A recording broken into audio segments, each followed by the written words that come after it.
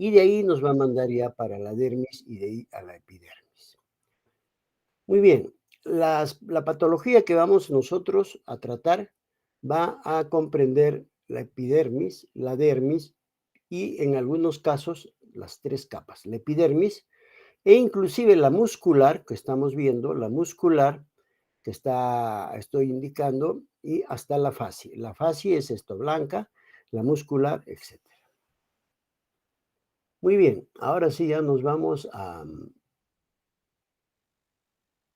lo que hemos venido y voy a compartir. Se mira, ¿no? Cuando estamos compartiendo y se escucha bien, señoritas jóvenes. Sí, doctor. Muy bien.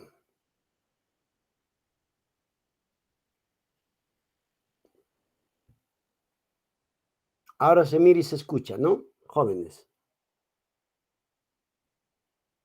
Sí, sí, doctor. Ya. Entonces, el tema nuestro es infecciones quirúrgicas localizadas de la piel y partes blandas.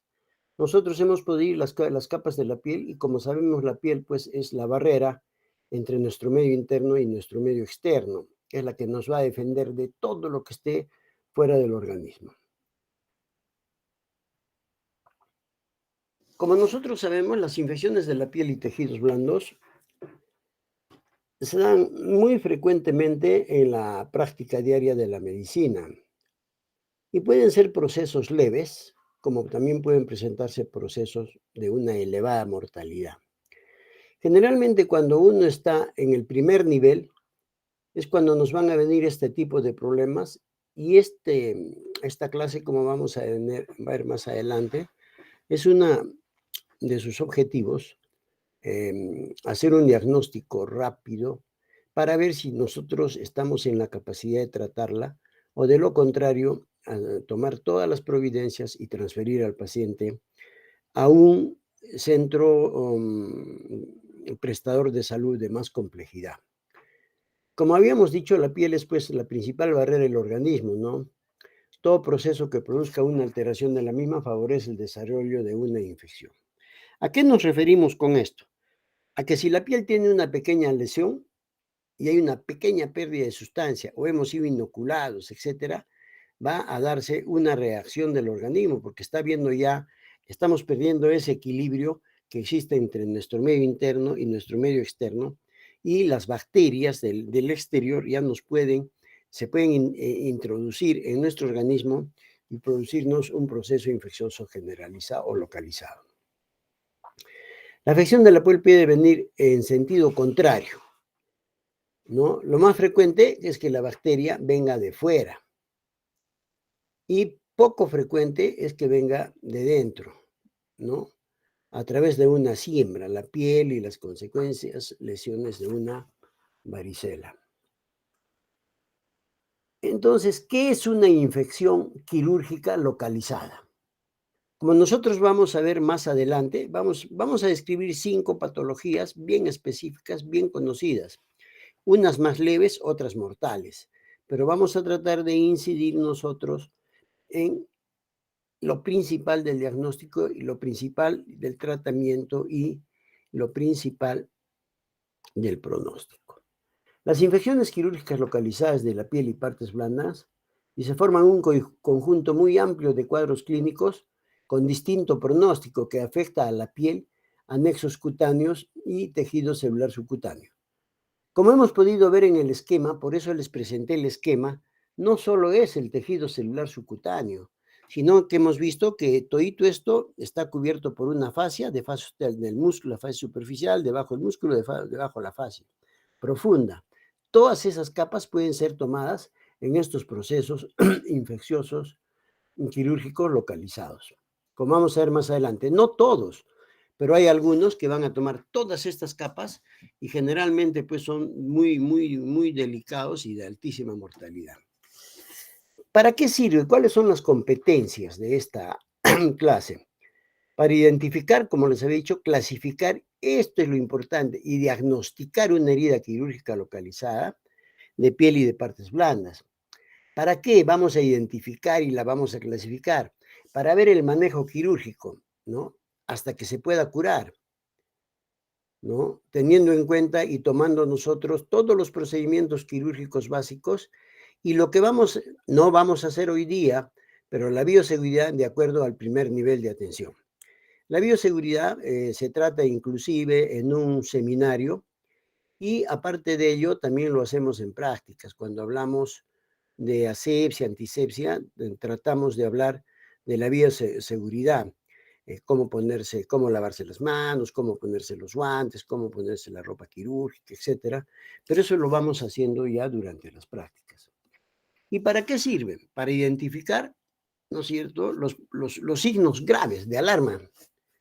Inmediatamente transmitirlo, pues pasarlo al paciente a un centro de mayor complejidad, porque nosotros no vamos a tener los recursos en el primer nivel y el paciente se nos va a morir. Y nosotros como médicos no queremos que eso ocurra, muy por el contrario, queremos no solo salvarle la vida, sino evitarle dolor y sufrimiento. Como nosotros les habíamos dicho, vamos a hablar de la celulitis, aquí está, esto es una celulitis simple, vamos a hablar el absceso, vamos a hablar del flemón, este también es un absceso, aunque unos dicen que es flemón, pero es un absceso, miren la punta. La fascitis necrotizante, miren qué terrible, aquí no solo agarrado porque se va hasta el hueso, y la angina de Ludwig, que esto va a terminar en una angina de Ludwig, todo lo que tenga relación con la boca y las partes cercanas puede terminar en una angina de Ludwig, que generalmente puede ser de carácter mortal. La primera patología que vamos a tratar es la celulitis. ¿Qué es la celulitis?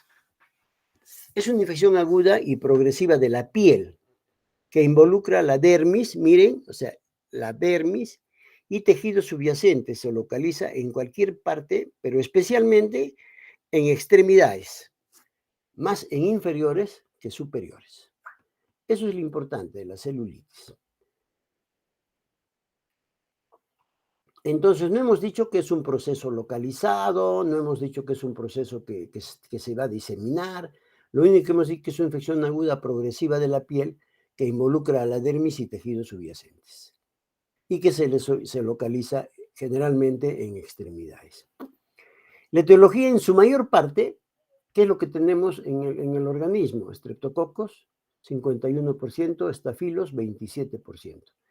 Pero en pacientes que tienen factores de riesgo como los diabetes, grandes quemados, inmunodeprimidos, etcétera, puede presentarse una etiología por Clostridium, por Pseudomonas, por Aspergillus, convirtiéndose en una celulitis ya no de tratamiento externo o casero, sino de tratamiento intrahospitalario. Generalmente afecta a todos los grupos raciales y étnicos, no hay diferencia, a todos. Tampoco hay diferencia entre hombres y mujeres, pero es más común en pacientes geriátricos. ¿Por qué? Porque los pacientes geriátricos generalmente pues, son hipoproteinémicos, tienen inmunodepresión, que va a favorecer esta patología. ¿Cómo es que se produce una celulitis? Primero, nos podemos tener una herida, como hemos dicho, va a haber una lesión de la piel y la bacteria penetra a través de esa pequeña lesión, ¿no? Que puede ser por un arañazo, por un corte, por una clavadura, por un traumatismo, etcétera, y se va a producir la celulitis de la piel, ¿no? Sin muchas lesiones manifiestas, que es la simple, pero esta que estamos viendo acá ya es una celulitis complicada y más adelante vamos a ver cómo es que se clasifica. ¿Cuáles son los primeros síntomas de la celulitis? Son el enrojecimiento, el eritema de la zona que está presentando la patología, el dolor es importante y la sensibilidad al tacto en una zona de piel. Si nosotros tocamos, el paciente va a decir, ¡ay!, se va a quejar de dolor. Concomitantemente vamos a ver edema, con el dorso de la mano vamos a palpar y vamos a ver que está caliente, que hay calor, y la piel tiene un aspecto punteado en piel de naranja, miren. ¿Están viendo, no? Miren. Miren, está en piel de naranja. Se ve claro, ¿no? Jóvenes. Sí se observa. Aparte de ello, ya en las graves se puede observar vesículas y ampollas, como vamos a ver en otros esquemas más adelante. En este esquema se ve muy poco. Aquí miren una pequeña vesícula y aquí una ampolla que se ha reventado, pero no hay más. Pueden observar las vesículas y ampollas y a medida que la infección bacteriana se extiende, van a aparecer ganglios linfáticos. Miren, en esta patología aparecen ganglios linfáticos vecinos, ¿no? A la extremidad donde se está produciendo y pueden aumentar de tamaño y hacerse sensibles y puede haber una adenitis, pueden inflamarse. Concomitante va a haber fiebres, temblores, taquicardias propio de la celulitis. ¿Cómo se hace el diagnóstico de la celulitis? A través de una evaluación clínica. O sea, ¿cómo es el diagnóstico de la celulitis? Es clínico. Pero podemos requerir de cultivos de sangre, ¿no? Y de los tejidos para ver las bacterias, para ver asentar el pronóstico, reforzar el pronóstico. Cuando el paciente está gravemente enfermo porque está inmunodeprimido, no va a responder al tratamiento, ¿no? Y si con esto no podemos nosotros, vamos a tener las técnicas de imaginología, ¿no? Cuando no hay certeza del diagnóstico, vamos a tomar una radiografía y si hay anaerobios, vamos a ver pues aire libre, etcétera, etcétera. Aquí estamos viendo, miren, lo que habíamos dicho, las ampollas, las vesículas, ¿no? Miren, estas ya son graves y acá hay un desprendimiento ya de la piel. Y miren esta otra. Esta ya es de característica intrahospitalaria, miren. Esto ya está entrando a la necrosis. De todas estas que estamos viendo acá, la más peligrosa es esta. ¿Por qué? Porque está en el triángulo de la muerte. Es peligrosísima. Tenemos que hacer el tratamiento, como vamos a ver más adelante, urgente. En estos casos se puede dar incisiones relajantes. ¿Para qué? Para que trate de localizar la celulitis, que no se siga difundiendo. Entonces, como habíamos visto, la clasificación de la celulitis puede ser leve y grave. En la leve no tenemos problemas, puede haber un buen estado general, no hay fiebre, no hay compromiso de estructuras, una extensión limitada, no hay signos de complicación. Sin embargo, en la grave hay mal estado general, hay fiebre, hay compromiso de estructuras vitales y a crisis hay una gran extensión y se notan signos de complicación que pueden manifestarse a través de compromiso de otros órganos. Miren, esta es una celulitis simple. Vamos a darle tratamiento ambulatorio, pero este paciente es una celulitis compleja, complicada, grave, tenemos que hospitalizar al paciente. Posiblemente hagamos una incisión relajante, no es para drenar, es para tratar de que se limite y no siga avanzando la celulitis. Generalmente, como es en las extremidades, se hace su pierna o la mano en alto, ¿no? El paciente está echado, se pone una férula de Brown debajo, vamos a ver cómo es la férula de Brown, y o si no, eso se llama pierna en alto, y si es en la extremidad, se le cuelga la manito ¿cómo se llama? De un portadextrosas, etcétera. La celulitis leve tiene una antibiótico terapia, ¿no? Contra los estreptococos y el estafilococo, como habíamos visto. ¿Cuáles son estos que van a la dicloxacilina y la cefalexina? Por vía oral durante 7 días, más que suficiente con eso. La rápida propagación, la aparición de fiebre y otra evidencia de infección, otro signo de alarma, ¿no? Inmediatamente nosotros en el nivel 1 vamos a tener que transferirlo. ¿Por qué? Porque el tratamiento oral no va a dar. Entonces, antes de que nos dé complicaciones, tenemos que derivarlo a un sitio para que lo hospitalicen y reciba pues este tipo de antibióticos por vía endovenosa, que puede ser la clindamicina, que puede ser la cefalexina. Esta es la férula, no es la de Brown. La de Brown es toito, esto tiene recto, pero es más o menos el mismo principio. ¿Y para qué se pone la extremidad en alto? Para que ayude el drenaje venoso y el drenaje linfático y no se produzca edemas y altere más que todo la celulitis de simple, la pueda llevar a grave o complicada. Entonces, la celulitis leve, antibiótico terapia por vía oral; la celulitis grave, antibiótico terapia, hospitalización por vía endovenosa. La celulitis, pues, como hemos podido ver, es muy frecuente en nuestro medio, muy, muy frecuente. Generalmente tenemos, pues, ese tipo de celulitis, ¿no?, leves, que con el tratamiento oral van a desaparecer. Pero ya vienen un poquito, patologías ya más complejas. Por ejemplo, el absceso y el flemón. ¿Qué es el absceso? Es un proceso exudativo purulento, miren, constituido por una colección circunscrita de pus. Como vamos a ver más adelante, lo que lo diferencia del flemón. Aquí es un absceso, como dice, está circunscrita la colección, alojado en una cavidad que es neoformada, ¿no?, en la intimidad de los tejidos. Entonces, esto es importante que tomemos en cuenta. ¿Cuáles son las partes de un absceso? La parte central, que está la pus, la cavitaria, que está la pus.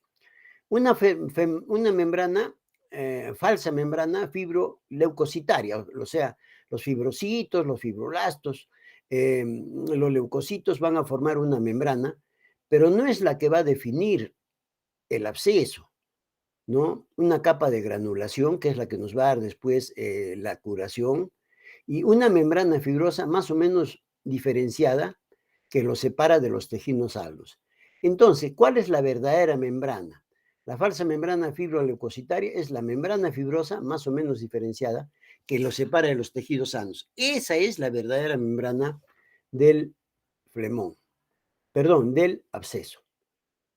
Sin embargo, el flemón, a diferencia del absceso que está localizado por esa membrana fibrosa, es un proceso inflamatorio con supuración que se establece y se difunde por el tejido conjuntivo. Como hemos visto, debajo de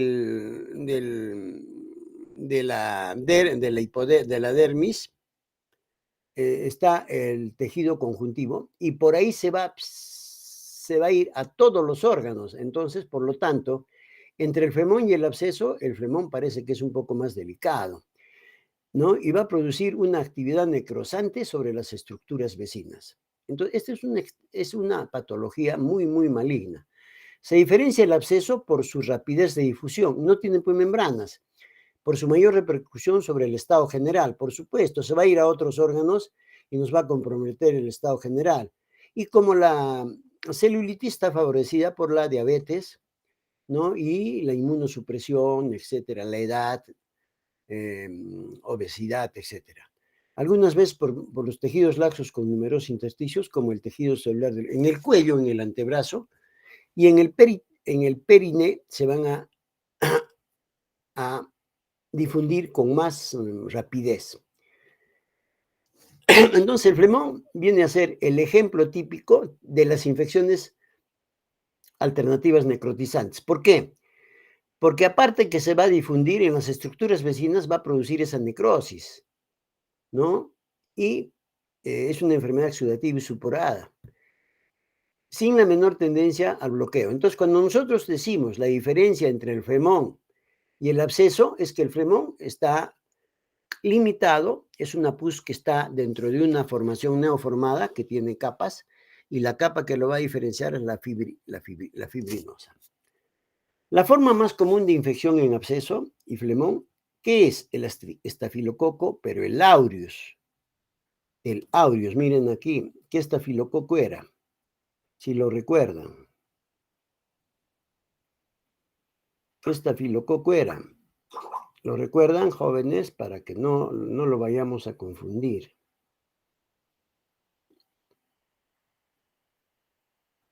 Estafilococo aureus y Streptococo aureus y estafilococo piógenes. Y vamos ahora aquí abajo.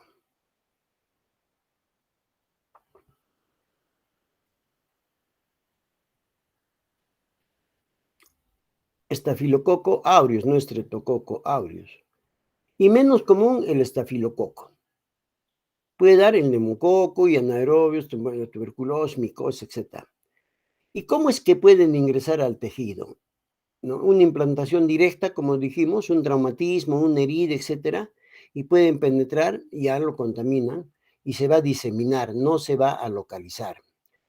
Y puede diseminar no solo por vía sanguínea, sino también por vía linfática, por vía hemática y por vía canalicular. ¿Cuáles son las manifestaciones clínicas del absceso?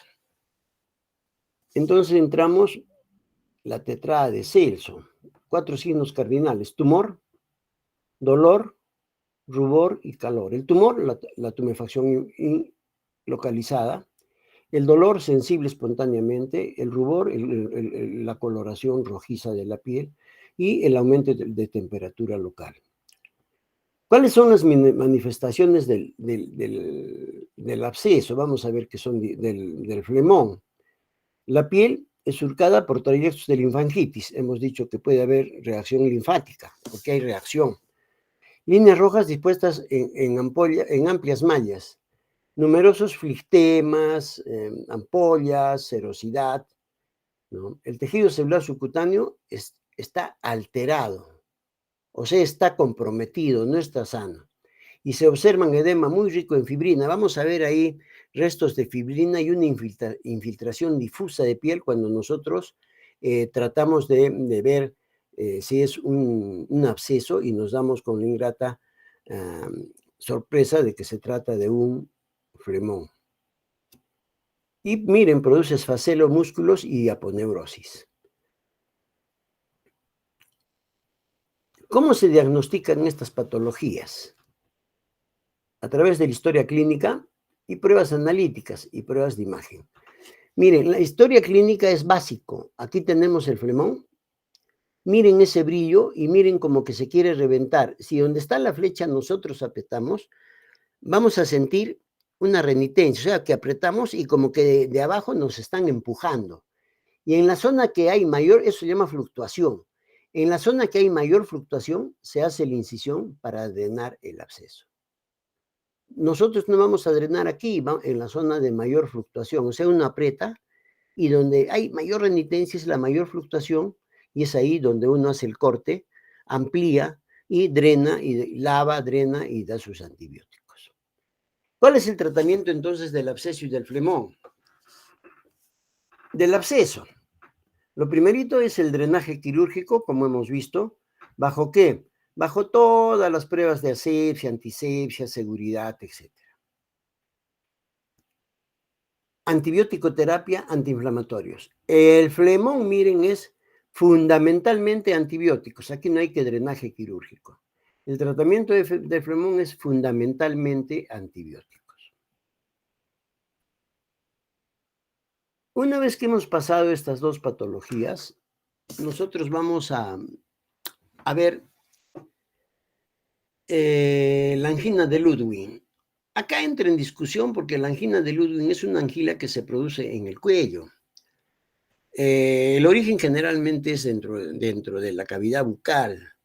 Algunos dicen que son los odontólogos los que deberían de tratar esto, otros los otorrinos, pero generalmente quien lo trata es el cirujano, porque van al primer nivel y uno tiene que examinar, ver si hay un absceso, inmediatamente hacer el tratamiento y posteriormente decir que es una angina de Ludwig porque la lengua está engrosada, porque el cuello aumentó de volumen, inmediatamente transferirlo al paciente. Nosotros en un nivel 1 no podemos tratar a un paciente porque corremos la suerte de que se nos complique y se muere el paciente. Y si el paciente se muere, estamos en graves complicaciones. ¿Por qué? Porque vamos a tener consecuencias legales.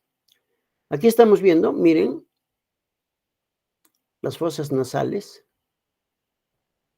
el esófago, que está cortado aquí, la laringe que sigue y la tráquea.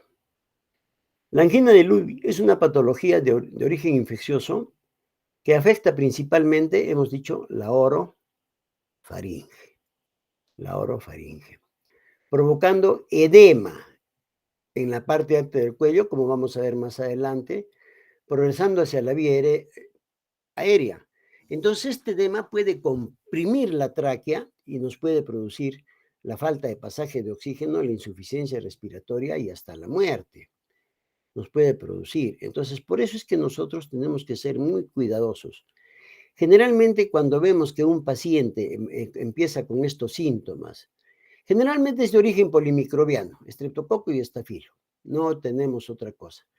Miren, el origen puede ser una fractura de maxilar, puede ser un absceso, infección de las glándulas, inflamación de las glándulas. Como sabemos, pues en la boca tenemos una flora bacteriana no solo constituida pues de gran positivos, negativos, sino también de anaerobios, ¿no?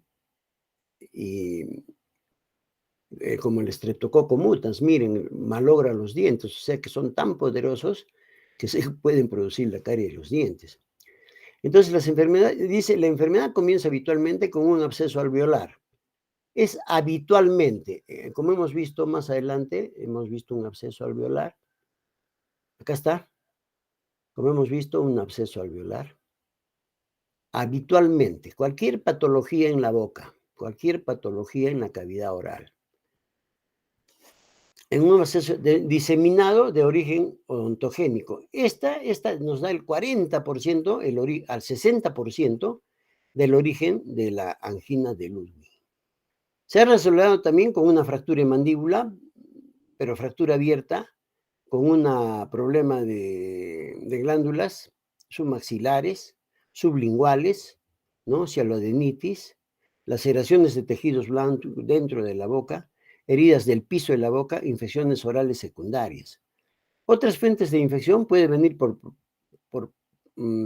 propagación contigua, por ejemplo, un absceso paramigdaliano, una parotiditis nos puede dar este problema, ¿no? Acá no hay mayor problema porque estamos viendo que hay un absceso. Miren el gran edema de la lengua. Miren, el paciente no puede abrir la boca, con separadores le están abriendo la lengua, y va a haber una salivación porque el paciente no puede controlar la salivación.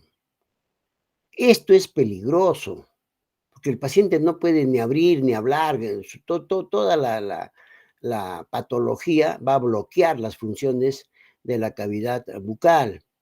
Y no solo va a ser eso, miren el cuellito cómo va a invadir el cuello y va a engrosar. Esto nos puede producir la compresión y la obstrucción de la tráquea. Entonces, para evitar eso, tenemos que hacer una traqueostomía. Entonces, miren, no solo es la antibiótico terapia, sino ya tenemos que hacer la traqueostomía para evitar que se nos muera el paciente o entubarla. Entonces, eso no lo vamos a poder hacer en el primer nivel. La angina de Ludwig, las manifestaciones clínicas, como hemos podido ver ya en los diapositivas anteriores, comienza con una lesión bucal, lógicamente hay dolor en la boca, el cuello es rígido porque está aumentado, los músculos están irritados y cuando se irrita el músculo se contrae una contracción y una rigidez.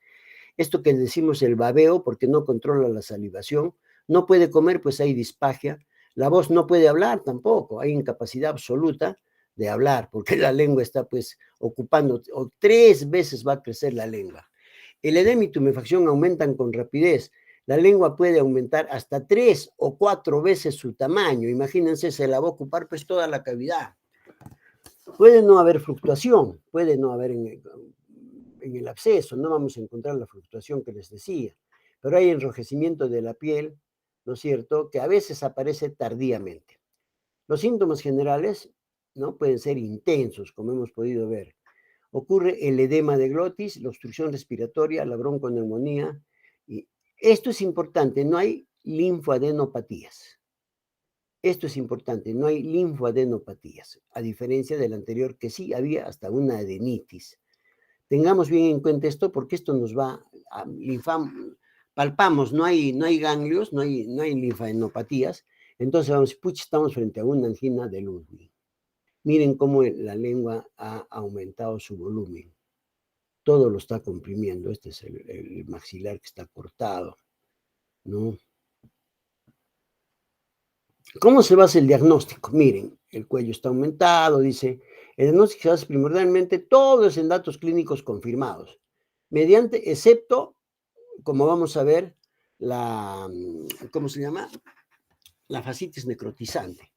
El diagnóstico primordialmente está basado en los datos clínicos confirmados, pero aquí se puede hacer un forotis y un cultivo microbiológico, porque se encuentra pus, y una tomografía computarizada para ver qué partes blandas está atacando. Miren en el esquema de abajo cómo es que el cuellito así, delgadito, ha aumentado prácticamente el doble, y miren la boca, cómo es que la lengua ocupa toda la boca. Miren, no puede mover, no puede abrir la boca, la rigidez del cuello, el edema. Entonces el paciente pues está con una angina de Lidwig que generalmente es muy grave. El tratamiento de inicio tiene que ser rápido, no podemos esperar porque es cuestión de en una hora se puede complicar. Entonces lo primerito que vamos a ver es el manejo de las vías aéreas. Si podemos entubarlo, si vamos a hacer una tracostomía, el tratamiento deberá ser, miren, con penicilina de 10 a 30 millones de unidades por vía endovenosa cada 4 o 6 horas. Si aparecen cadenas de cocos gram positivos combinadas con metronidazol, 1 gramo cada 12 horas. Entonces, penicilina y metronidazol en esto es de base. Pero como estamos tomando muestras para cultivo, vamos a ver si realmente estamos dando buen antibiótico o tenemos que cambiar el antibiótico. Y si aparecen estafilococos, se utilizará penicilina resistente a la penicilinasa.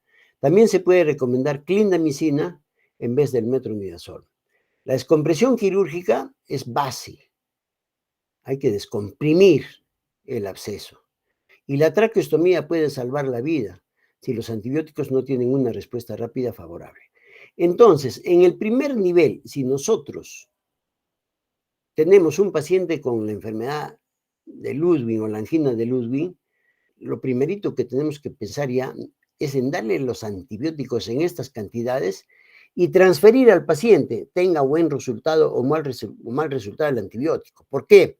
Porque si se le va a necesitar entubar o hacer la traqueostomía, tiene que ir a un centro de salud de mayor complejidad, no un centro de salud, sino a un establecimiento de servicios de salud que puede ser un 2 o 3. Si es 3, mucho mejor porque vamos a encontrar ya subespecialidades y aparte vamos a poder drenar y vamos a tener todo el material para poder penetrar a las vías, ¿cómo se llama? A las vías respiratorias para evitar que se produzca un obstáculo del paso del aire y la muerte consecutiva. Una de las más graves, pero no tanto creo como la fascitis, como la angina de Ludwig, es la fascitis necrotizante. El gran problema acá es que en toditas hacíamos el diagnóstico clínico. Acá, como vamos a ver más adelante, no es clínico, al contrario, el diagnóstico es quirúrgico. Vamos a hacer una definición, miren, ¿no? La fascitis está tomada, entonces aquí tenemos que sacar todo este tejido que parecen costras y debajo de esto va a haber pus. Tenemos que hacer la se llaman escaras, hay que hacer la escarectomía, limpiar todo el tejido enfermo para que vaya quedando poco a poco de este color y cuando todo esté limpio, hacer el tratamiento ya sea con injertos, con colgajos, como pueda ser. Entonces, la fascitis necrotizante es una infección no poco común, ¿eh? En la literatura dice poco común, pero en los hospitales estamos viendo, antes mirábamos poco y la conocíamos solo con el nombre de, ¿cómo se llama esto? Pues se produce en los testículos el síndrome de Fournier. Ahora ya fascitis necrotizantes se está presentando con mucha más frecuencia, rápidamente progresiva y de difícil diagnóstico en la etapa temprana. Como es de rápida progresión y de difícil diagnóstico tempranamente, es fácil que se nos complique en nuestra cara el paciente y cuando ya veamos que está con una fascitis, recién reaccionemos nosotros y hagamos el tratamiento adecuado. Por eso, cuando nosotros tengamos un paciente con un dolor exagerado en una lesión de piel, tenemos que pensar que se trata de una fascitis. Es lo único que nos puede hacer pensar que se trata de una fascitis, porque el dolor aumenta mucho más que en cualquier otra patología. Afecta a la piel. Tejido celular subcutáneo, la fase superficial y ocasionalmente la fase profunda. Ese se va hasta el hueso. Entonces produce microtrombosis, ¿no? De la microcirculación, o sea, trombosis de la micro. Al producir la obstrucción, ¿no es cierto? ¿Qué es lo que va a producir?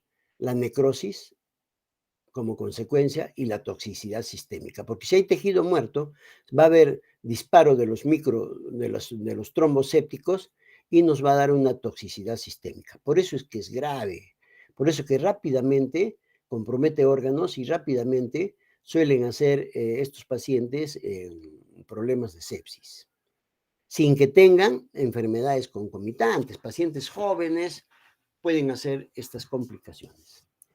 Generalmente, antiguamente se decía que este tipo de patologías solo eran enfermedades producidas por bacterias anaeróbicas. Pero ahora hemos visto que consecuentemente se encuentran anaerobios y aerobios combinados en la etiología de la fascitis necrotizante. Más frecuentemente el Streptococcus pyogenes, Clostridium perfringens y el Vidrius marinus. Esto es muy raro. Estos dos son los más frecuentes. Si les pregunto, ¿cuáles son los más frecuentes? Streptococcus pyogenes, Clostridium perfringens, Vidrius, los dos primeros, etcétera, se acabó. ¿Cómo es la fisiopatología de la fascitis necrotizante? Aquí hay el esquemita que le hemos puesto para comprender. Los síntomas de sepsis ya es tardía. Toxicidad sistémica ya son síntomas tardías. Inflamación y dolor, ya pues eso, no necesitamos ser médicos para diagnosticar. Histológicamente va a aparecer necrosis en la fascia superficial. Y hemos dicho, vamos a ver que está necrosada la fascia.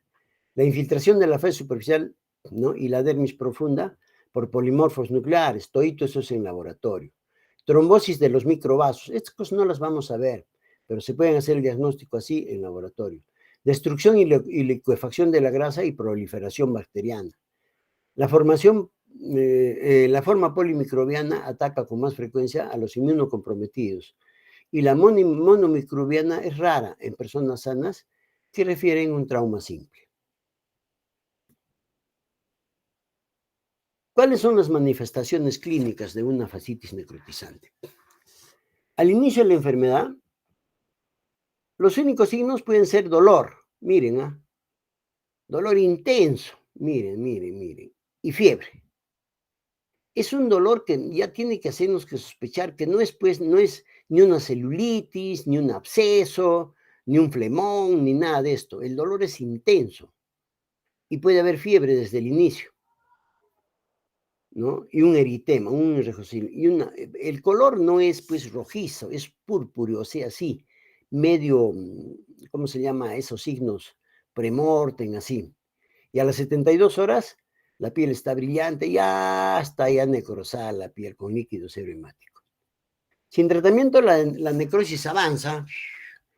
En 7 días, esto menos, en 4 o 5 días, la piel se torna negruzca y aparece esto, las escaras. La trombosis de los vasos sanguíneos se origina en isquemia, ¿no? Y los nervios periféricos y, por lo tanto, necrosan los nervios que hemos visto que está en qué capa, en esta capa, y por lo tanto van a ser indoloras. Por eso es que no se necesita anestesia para hacer la escarectomía. En las últimas etapas, el aspecto enfermo de un cuadro tóxico aparece shock, insuficiencia de algunos órganos y nos puede llegar a entonces. ¿Cómo se hace el diagnóstico? El diagnóstico es clínico y microbiológico. El aspecto de las lesiones nos permite reconocer la lesión, pero ya cuando está avanzado, pues ya no hay gracia. El diagnóstico definitivo, ¿cómo se hace el diagnóstico definitivo? Por si acaso le estoy repitiendo, no vaya a ser que no nos dijo. Es anatómico y se realiza durante la cirugía, observando la necrosis de la fascia. Entonces, el diagnóstico puede ser clínico y microbiológico, pero el definitivo es anatómico y se realiza durante la cirugía porque se ve la necrosis de la fascia. Los estudios complementarios de laboratorio, ya eso no tiene importancia.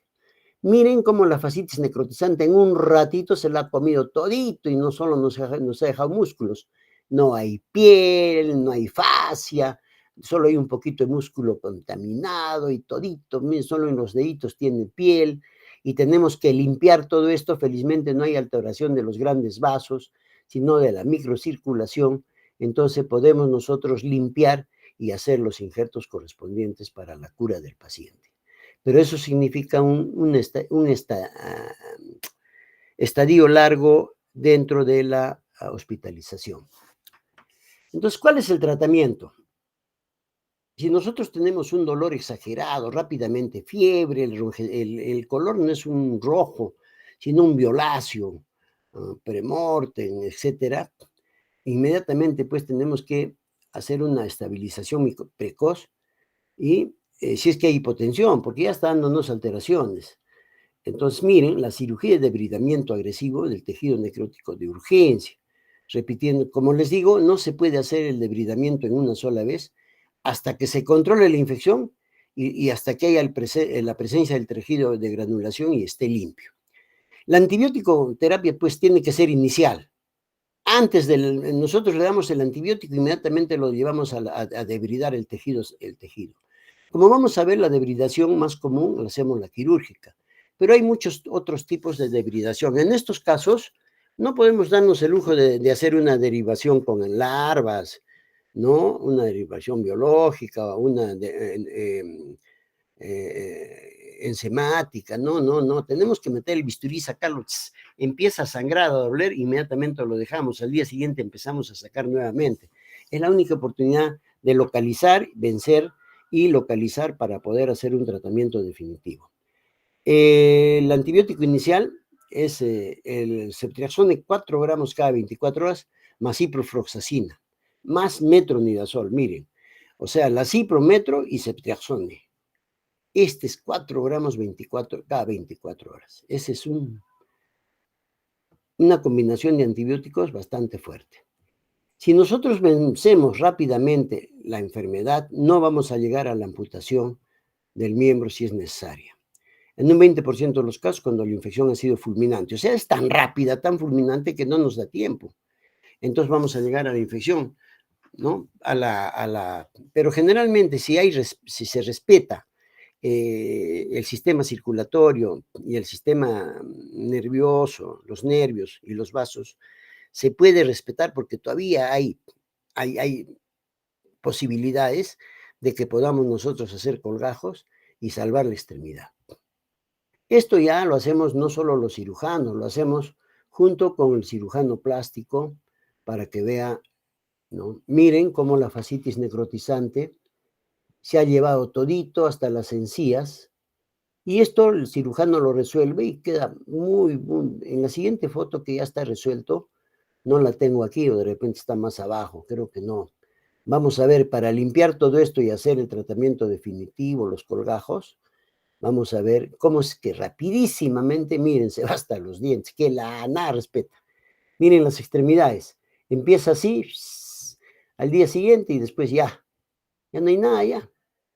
Así son fulminantes, no es que mañana lo voy a hacer la escarectomía, que hoy día tengo flojera, que no hay sala. Traiga usted el equipo aquí a su cama y en su cama lo hacemos. No podemos esperar porque para mañana, ya cuando hagamos la escarectomía, ya vamos a encontrar todos los músculos, todos comprometidos. Muy bien, jóvenes, espero que haya sido aclaratoria esta clase. Hemos tratado de durar los 45 minutos que nos dan para resolver esto. Tratado de incidir en lo más importante. Si tuviesen alguna pregunta, por favor. Doctor, buenas tardes. Muy buenas tardes, señorita. Adelante. Sí, doctor. Mi duda era sobre la fascitis necrotizante, si es que puede llegar a invadir el testículo. Sí, justamente el síndrome de Fournier tiene su origen en el testículo.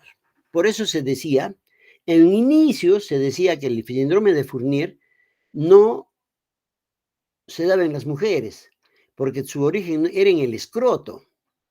Las mujeres no tienen escroto, entonces no daban el síndrome de Fournier, lo cual era una falacia, pues, ¿no? Entonces, ¿quiénes trataban el síndrome de Fournier? Los urólogos. Lógicamente, los urólogos son un poco conservadores en botar los tejidos, entrábamos con los cirujanos y los cirujanos sacaban todo y los testículos se quedaban así, al aire. Nada de escroto, todo se lo volaba y después ya había que reparar todas esas zonas.